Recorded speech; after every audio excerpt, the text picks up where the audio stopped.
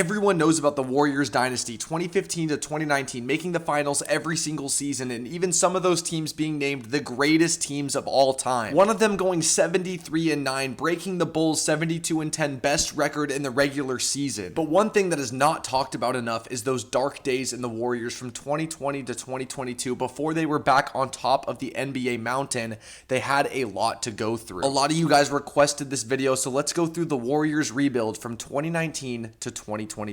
Let's get into it. Now, this entire thing starts when Kevin Durant tears his Achilles in Game 5 of the NBA Finals mid-game, only playing 12 minutes in the game. And then in Game 6 of the NBA Finals, Klay Thompson would tear his ACL, and the Warriors would lose to the Raptors in 6 games. A lot of people think if they were healthy, they would have gone on to three-peat, but these 2 injuries really kick-started the new era for the Warriors. And now, going into the NBA offseason, the first order of business, the NBA draft, would be the Warriors selecting Jordan Poole out of Michigan with the 28th pick of the 2019 draft. And after a couple other draft day moves, the 2019 draft would end up being Jordan Poole, Eric Paschall, and Smailagic. But the Warriors had bigger fish to fry, as Kevin the Snake Durant was rumored to leave in free agency, but the Warriors were actually open to exploring a sign and trade scenario where they would get something back for Kevin Durant and not have a Thunder 2016 situation. But before the sign and trade, before the signing or anything, there was rumors coming around that KD and Kyrie were plotting to team up in Brooklyn to try to prove that they can win on their own without the Warriors, without LeBron, and they had been plotting on this. And there were rumors that were saying, oh, Kyrie wants KD to come to the Nets and they can leave and he's going to leave Boston. And this had been going on for a while. People were saying they were under the talks at the All-Star game. And bang, yes, it happens. Kevin Durant signed and trade to the Nets. Do you remember where you were when this happened? A crazy day in the NBA landscape. And the Warriors trade KD and they get back D'Angelo Russell, Trevon Graham, and Shabazz Napier for Kevin Durant? And D'Angelo Russell was hooping at the time, guys. Put some respect on his name. 21.1 points per game, 7 assists per game in 81 games. And remember, Kevin Durant was a free agent, so they signed and traded him. He could have just signed somewhere else, but the Warriors get a sign and trade deal done so they can at least get something back for Kevin Durant, and this was the return. And also this offseason, the Warriors would trade 2015 Finals MVP Andre Iguodala to the Grizzlies, so it's pretty obvious we're clearly going into a new era here in Golden State. And just another trade that they did was acquire Lior Eliyahu from Minnesota. So I don't know, this is just a trade they did. I thought I would report it. But the Warriors do keep some of that dynasty together, re-signing guard Klay Thompson. Even though he has a torn ACL, he's probably going to miss the entire 2019-20 season. They are re-signing the second Splash Bro and keeping him on the team. The Warriors also waived Sean Livingston during this offseason, and they would re-sign Kevon Looney to another 3 years, kind of locking him down with him as the forefront center for this team. And also, they would extend Draymond Green to a 4-year, $100 million extension. So a lot going on in this offseason. They lose in the finals, a bunch of injuries, and the roster is kind of reconstructing, but they're still keeping the main core, obviously, besides KD. And so now we're going into the 2019-20 season, obviously without Klay Thompson, without Kevin Durant, really just Steph Curry and Draymond Green. So the expectations are lowered a lot here for the Golden State Warriors. And only 4 games in, they're already getting blown out by 30 to the Phoenix Suns. Steph Curry breaks his hand. He's going to be out for a super long time now. No Klay, no Steph. KD's gone.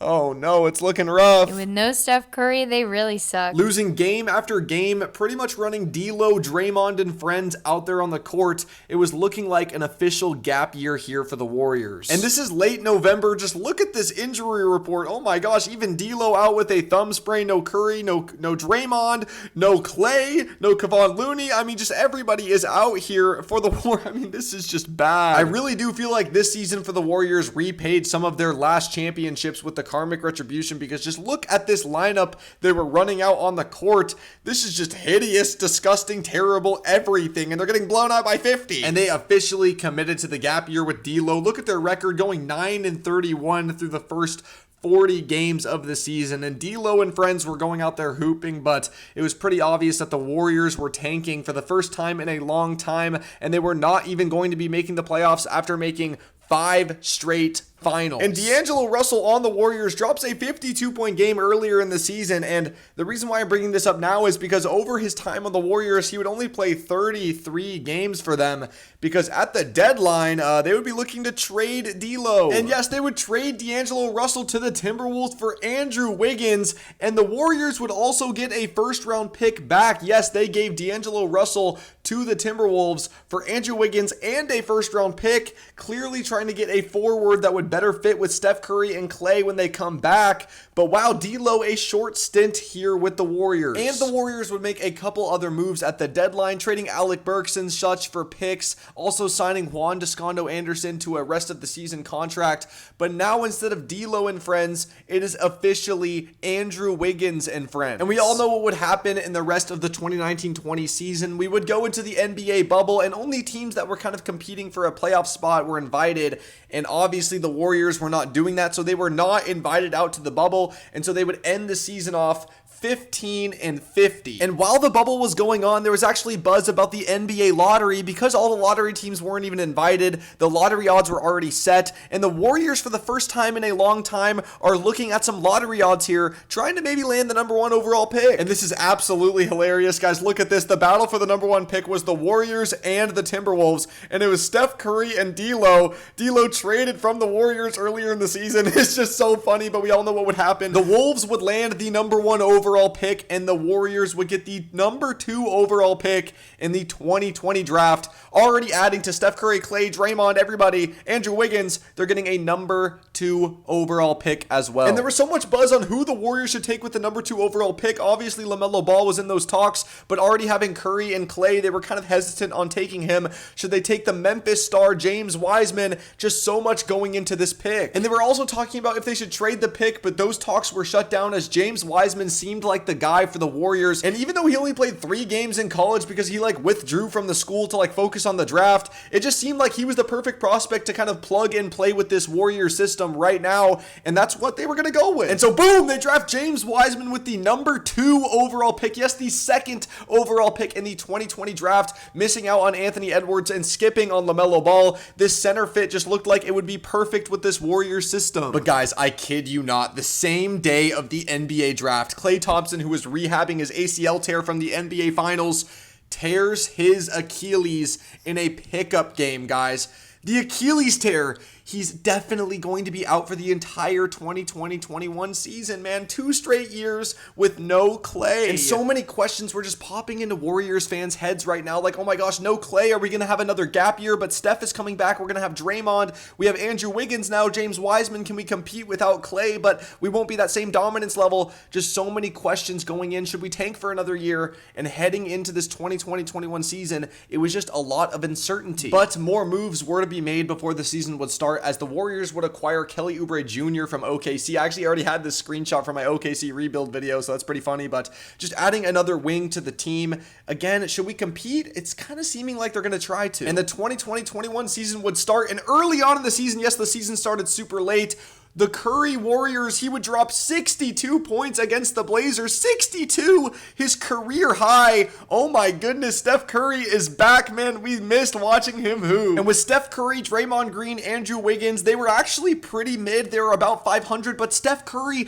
man, this year gets swept under the rug for him. He was playing like an MVP candidate and was actually in the voting throughout most of the season. And this new core of Curry, Wiggins, Oubre, James Wiseman, Draymond Green, Kevon Looney is actually looking decent, especially with Curry playing at this level. This might be the best version of Curry we've seen since that unanimous MVP season in 2016. The dude is hooping. And James Wiseman, to start the season too, the number 2 overall pick, is playing pretty good. 20 points here, 25 points here, a couple block games. He's looking good. But then he would sprain his wrist, and that would actually leave him out for a bunch of games. And so the Warriors would have to play without him, but, you know, they're kind of winning without him. As you can see, only 1 loss there to the Nets. So Warriors looking decent. Are they going to be back in that playoff mix? There's definitely a chance, as Andrew Wiggins also kind of revitalizing his career, having a 40 bomb. As you can see, the Warriors winning a lot of these games. Andrew Wiggins playing really good. It's looking like that D'Lo for Wiggins trade is actually paying off here for the Warriors. And Draymond, obviously the glue guy, keeping everything together, the main defender. The Warriors aren't great. They're not bad. They're just around 500, and we're heading into the final month of the season. And Steph Curry would have a little injury, and the Warriors would lose a bunch of games, but then he would go off. Look at all of these games. He's breaking a bunch of records. He becomes the Warriors' all-time leading scorer. He hits the most threes he's ever hit in a month,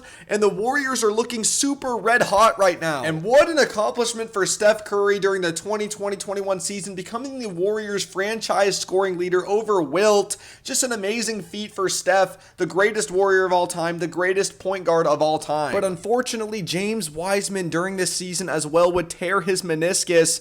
This is going to be putting him out for the rest of the season. The number 2 overall pick, he was showing promise, but he's going to be done. We might see him next season, but definitely not this season. And what a season for Steph Curry. 32 points per game on 48-42, shooting 12.7 threes per game. All-NBA first team, obviously, in 63 of the 72 games. He would win the scoring title this season. He would also win the three-point contest. I mean, I'll throw it in here. Steph Curry winning the three-point contest, fork found in kitchen. All right, enough Steph Glaze for now. But at the deadline, the Warriors wouldn't really do that much. Nothing would really be traded, as, you know, they kind of know that they're not going to win the championship this season, but they like the idea of their roster and adding Klay next season, so they're kind of keeping everything together for now. However, one signing that they did do to keep in mind was Gary Payton II to a second 10-day contract in late mid-April. And so the Warriors would actually end as the 8th seed, but here it shows the 9th seed because of the plan, but we're going to pretend like it says that they're the 8th seed. So the Warriors finish as the 8th seed, but with the new play-in, they actually have to play a couple of games in order to secure their playoff spot, so we will be going into that. All right, guys, let's go through some of the notable players for the 2020-21 season, just so you can kind of wrap your heads around what's going on.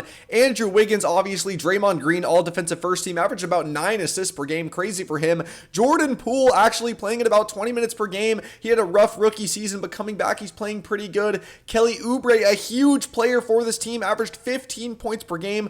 Juan Toscano-Anderson, 21 minutes per game as well, almost 60% from the field. And Kent Bazemore, a crazy player for them, 40% from 3 in 67 appearances. And then obviously James Wiseman, the number 2 overall pick, did injure himself, but before that, he was actually looking pretty good. So the Warriors would be going into the NBA play-in this season, and it would be against the Lakers in the first game, and LeBron would hit this crazy 3. He had his eye poked. He said he saw 3 rims, and he shot for the middle one, and the Warriors would lose by 3 here to the Lakers. And Steph Curry would do all he could to help win this game. 37 points on 52% shooting, 6 for 9 from 3. He did have 6 turnovers, but it wasn't enough as they would lose the game. And now Steph Curry and the Warriors against Ja Morant in the Grizzlies for the 8th seed, and this game would go to overtime, and the Grizzlies would win, the Warriors would lose, which means they are not making the playoffs for a second straight season now. And again, Steph Curry doing everything he can. 39 points. Andrew Wiggins, 22 points. Draymond Green, a triple-double. Jordan Poole, amazing minutes off the bench here. It just wasn't enough to beat the Grizzlies with Ja Morant. But now that that season is over, we can talk about awards. And as you can see, Steph Curry, 3rd in MVP voting. He actually had 5 first-place votes, but Jokic would win his first ever MVP, and Embiid would end in 2nd. A lot of people thought Steph Curry was robbed for this MVP. I don't necessarily think he was robbed, but maybe he could have won, and I wouldn't be mad. And only real ball knowers remember this clip. Steph Curry, after losing in the play-in, you don't want to see us next year. Could it be right? Could this be an aura gamble? I don't really know, but he's clearly thinking that he has a lot of confidence going into next season. And going into the next season, it seemed like only minor changes really here for the Warriors, as they would sign Gary Payton late in that season. Heading into the next season, he's maybe looking like a key piece. And looking at the NBA draft lottery results, the Warriors end with the 7th overall pick, and that is from a trade we talked about earlier in the video, and they also have the 14th overall pick. So the Warriors will have 2 lottery picks here, year, and they end at 7-14. Could they trade these? Could they draft these? A lot of moves here for the Warriors. And boom, the Warriors would end up drafting again a second straight year, and they would draft Jonathan Kuminga and Moses Moody with these picks. Two pieces, two forwards, kind of guard forwards, looking like they could maybe be bench pieces during this next season, adding some more depth. And the Warriors would sign Otto Porter Jr. to a deal, and they would also sign Andre Iguodala back to the team, obviously thinking that he could be a good vet in the locker room, maybe play a couple minutes in some blowouts. But now the Warriors are heading into the 21-22 season with higher expectations than the last two seasons. Klay Thompson was not set to come back at the start of the season as he was still rehabbing his Achilles injury. Yes, I know this is an image from the ACL injury, but he was still rehabbing and set to maybe make a return in January. And even without Klay Thompson, the Warriors started off a crazy streak, 18-2 through the first 20 games of the season. That's about as good as it gets in the NBA, and the Warriors are looking like title contenders once again, and their roster isn't even fully completed with Klay back yet. And Andrew Wiggins was having the best season of his career by far, the starting small forward for the Warriors. He was a huge help in this 18-2 stretch for them. He was playing like the number one overall pick that he is. And Steph Curry in December of this season would break the all-time three-point record formerly held by Ray Allen. But Steph Curry, everyone knew this was coming, and it happens at MSG. Just what an amazing start to this season. And Jordan Poole was also an elite hooper, getting a lot of starts early in the season and even dropping back-to-back 30-point games. He was kind of seen as that third splash bro. Even though Klay is not there yet, you can't have a splash bro without a pool party, you know? Okay, I know this is going to be kind of weird to look at, but this is their starting lineups from December, kind of January area. As you can see, it's rotating a lot. Sometimes you have Jordan Poole, Otto Porter, Juan Toscano Anderson, but as you can see, someone right there in the middle, a crazy day happens. Klay Day, Klay Thompson coming back to play for the first time since that NBA Finals game in 2019. The injury to the ACL, the injury to the Achilles. He's finally back after like 941 days. Klay Thompson is back on the court for the Warriors. Just an amazing day for basketball. And as you can see, Klay 17.7 for 18 from the field, only 19 minutes. He was letting that thing fly in his first game back, and the Warriors would beat the Cavaliers in this game. However, just when it seemed like the Warriors were back, Draymond Green would be suffering with an injury. They didn't really know what it was. Was it a back injury, a calf injury? But Draymond Green was out, and that core three does not get to play together. However, on Klay Day, he did check in just to start and then fouled like 5 seconds in to sub out because he was injured. So they did start together, but he did not play in that game. However, even without Draymond, this team was super elite, going 41-13 on that 9-game winning streak. Jordan Poole, Andrew Wiggins, Steph Curry, Kevon Looney, everyone was stepping up, including the role players like Gary Payton. Everybody was cooking, and this team was looking like a legit contender again, but it looked a lot different from the KD Warriors. And coming in on the All-Star break, the Warriors would have 3 All-Stars, and you're thinking, oh, it's Steph, KD, and Klay. No, it's Steph, Draymond, and Andrew Wiggins, who was an All-Star starter this season in 21-22. The Warriors have 3 All-Stars, 2 of them being Wiggins and Draymond. Also, any Jordan Poole haters have been officially put to rest at this point. Look at this stretch of games in consecutive games for him. 31, 38, 25, 26, 24, 30, 10 assists in some of these games, 7 threes, 6 threes. He is elite and officially the third splash bro. And we would finally see the trio suit up together against the Boston Celtics finally in mid-March, but then Steph Curry would roll his ankle and be ruled as out indefinitely, man. The injuries for this team are crazy, but the record doesn't show it. They're still an elite team. I can't stress enough how together this team was, guys, through the injuries to Draymond, Klay being out, James Wiseman in the back there, you can see he's out, and now Steph Curry, guys like Moses Moody, Jonathan Kuminga, Otto Porter, Gary Payton, Jordan Poole, Damian Lee, guys like this were stepping up every single night for this team to help deliver them a top seed in the West. And even without Steph Curry for the last month of the season, the Warriors end as the 3 seed in the Western Conference, back in the playoffs for the first time since 2019, guys. And Steph Curry would be back for the NBA playoffs in the first round against the Denver Nuggets. The 2-time MVP now, Nikola Jokic, against Steph Curry and the Warriors. And the Nuggets were really injured. They had no Jamal Murray, no MPJ, and the Warriors would make quick work of them in 5 games. With the original 3 back together with Steph, Klay, and Draymond, along with the addition of Jordan Poole, literally playing like the third splash bro. The looks he was getting were ridiculous. He was hitting open threes, and Andrew Wiggins bringing it all together. They were unstoppable in this series. And now the Warriors would be playing against the Grizzlies in the second round. We all know what happened last season, the Grizzlies beating the Warriors in the play-in. The Grizzlies were now the 2 seed, the Warriors were the 3 seed. They both win in the first round, and they are matching up against each other, which seems to be kind of like a cinematic masterpiece here in this series. It's looking like it's going to be a lot of fun. And in the first 4 games, it was a lot of fun. We had some really close games down to the wire. We did have one blowout, but overall, the Warriors would take a 3-1 lead over the Grizzlies, looking like they're gonna make another conference finals. And obviously in this series, we have one of the bigger what-ifs, which was the Ja Morant injury when Jordan Poole kind of grabbed his kneecap a little bit. Ja Morant was hurt and done for the series after this, and so a lot of people thought maybe the Grizzlies had a chance to come back and win this series if Ja Morant was playing, but this is what happened. And the Warriors would go on to win the series in 6 after getting blown out in game number 5 when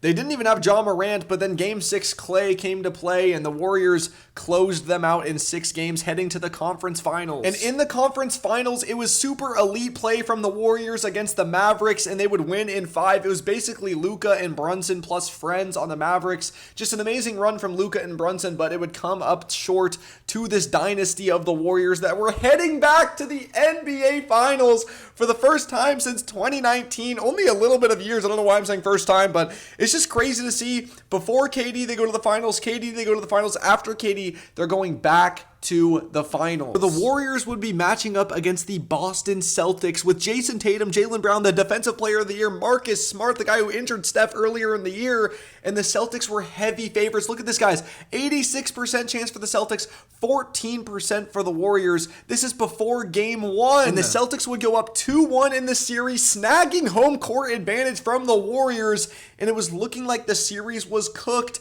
Down 2-1. The next game is in Boston, game number 4. You can't go down 3-1. The only person to ever come back from that was LeBron the GOAT.